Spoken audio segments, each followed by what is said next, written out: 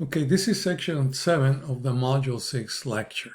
In this case, we're going to talk about how to approximate binomial probabilities using a normal distribution. So if you remember from chapter 5 or module 5, the binomial distribution gives the probability of obtaining a given number of successes that are generated by a binomial experiment, where the characteristics of that binomial experiment is that it consists of some number of identical trials. Each trial has only two outcomes, success or failure, and the probability of success does not change from trial to trial. So the probability of success is the same for every trial, and the trials are independent. And finally, the random variable counts the number of successes. So if you have a binomial experiment and you want to find the probability of a given number of successes, like in this case x sub 0, then you can calculate the probability using the binomial formula that we saw in chapter 5. So that's how you do it. All right, but you notice that when you have many trials using this formula to calculate probabilities, it may become a little difficult. Well, not if you have a computer, but under some circumstances, this becomes a difficult calculation. Also, if you notice that as a number of trials increases, and in here I'm showing you 4 binomial distributions, all with that same probability of success, 0.25. And the first one here on the top left is with only 4 trials. The one on the top right with 10 trials. The one on the left bottom is with 25 trials. And the one on the right is with 50 trials, all with the same probability. And I'm showing the product of the number of trials times the probability of success and the number of trials times the probability of failure for all of them. So if you notice that as the number of trials increases, then even though the binomial distribution is discrete, it starts to take on the shape or a shape very similar to that of the normal distribution, kind of bell shape and symmetric. And you can see on the bottom 2 graphs where these the number of trials times the probability of success and the number of trials times the probability of failure, both are larger than 5. And here, this one is lower than 5, this is larger than 5, and these both are lower than 5. So you can see that it is conceivable that we could approximate the binomial distribution with a normal distribution. And as I'm saying here, the shape of the binomial distribution depends on the probability of success and the number of trials. And in fact, it is known that if the number of trials times the probability of success is at least 5, and the number of trials times the probability of success is at least 5, if these two conditions are satisfied, then the binomial distribution can be approximated with a normal distribution with the mean equals to the number equal to the number of trials times the probability of success. And you may remember from chapter 5 or module 5 that this is how we calculate the mean of a binomial distribution. And the standard deviation of binomial distribution is just the square root of the number of trials times the probability of success times the probability of failure. So this is what we show in module 5. So as long as you meet these 2 requirements, then you can approximate the binomial probability distribution with a normal distribution using the mean of the binomial and the standard deviation of the binomial. All right, but again, you may say, well, but how can I use a binomial distribution which is for discrete random variable and approximate it with a distribution that is for a continuous random variable like the normal distribution? And in fact, in this example, I'm showing you that it said let this variable x be the binomial discrete random variable, and then the probability that x is exactly equal to x sub 0 successes, well, it's given by this equation. We can calculate that. We did that in module 5. But now if you said, now let's consider this random variable y, which is that one has a normal probability distribution. And so if you say, well, what is the probability that y is exactly equal to x sub 0 successes?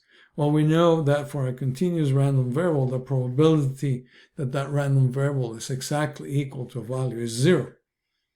But we know that the probability for the using the binomial formula, well, that probability is not 0.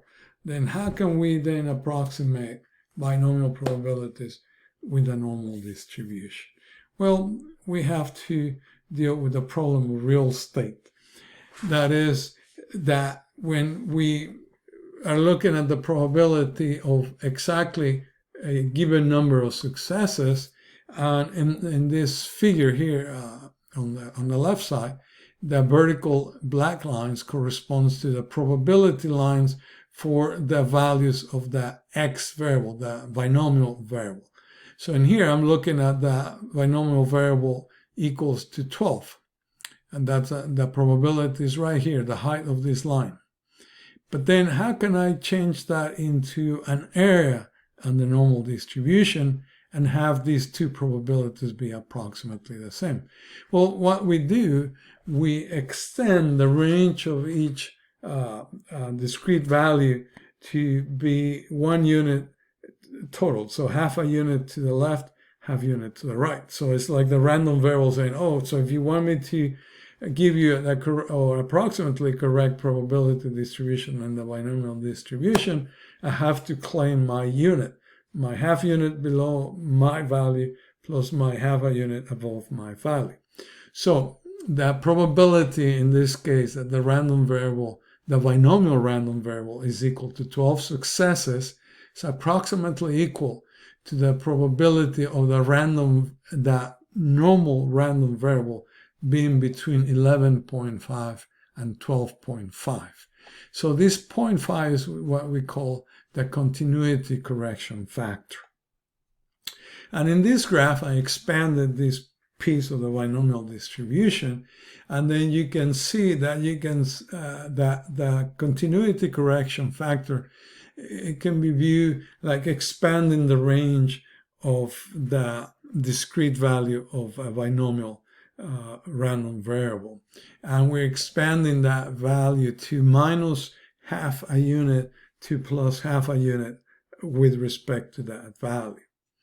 So in this case, when you say, okay, well, I want to find the probability that the random variable x, the binomial variable, is equal to 12 successes, well, then I need to expand that range to half a unit below that number of successes to half a unit above the number of successes. So I'm showing that right here. So the probability that the binomial random variable is equal to a given number of successes is approximately equal to the normal probability distribution being within half a unit below the number of successes to half a unit above the number of successes.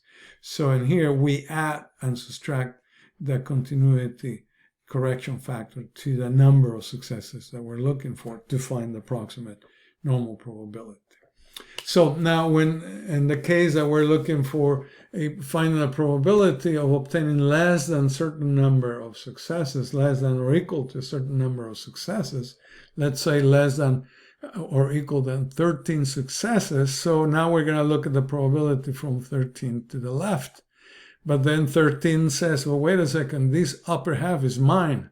So what we do, we add the continuity correction factor to get the right probability. So the probability that the binomial random variable is 13 or less is approximately equal to the probability of the normal random variable being 13, less than 13 plus 0.5. Now, in the case that we want to calculate the probability of obtaining more than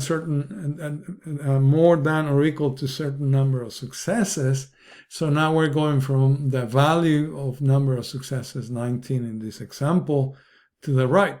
But then again, 19 says, well, wait a second, my lower half has to be counted.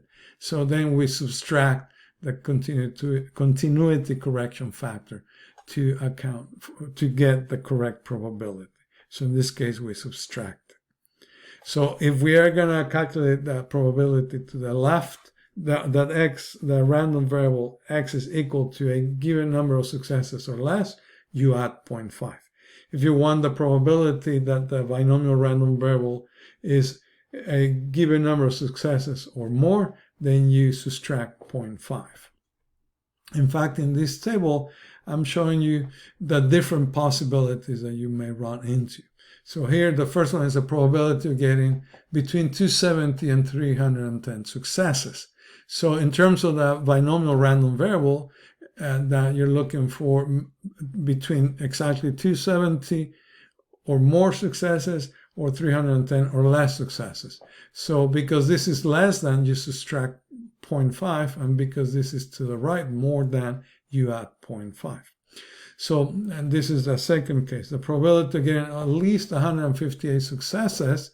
So that's x, the binomial random variable being bigger or equal than 158 successes, which, because this is to the right, then you subtract 0.5.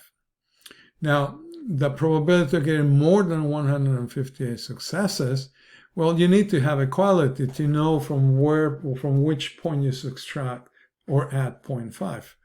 So in this case, then, because the binomial random variable has integer possible values, so the probability that random variable is bigger than 158 is equal to the probability of the binomial random variable being larger or equal to 159.